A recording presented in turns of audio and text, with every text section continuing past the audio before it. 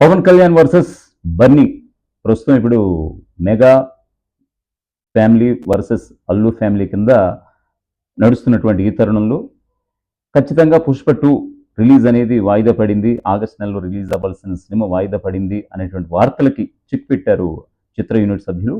ఎందుకంటే ఆ చిత్రంలో ప్రతి కథానాయకుడిగా యాక్ట్ చేసినటువంటి ఫహద్ ఫాజిల్ ఏదైతే రోల్ ఉందో, భన్వర్ సింగ్ షెకావత్, దానికి సంబంధించి ఒక పోస్టర్ను కూడా రిలీజ్ చేశారు ఆయన బర్త్డే సందర్భంగా.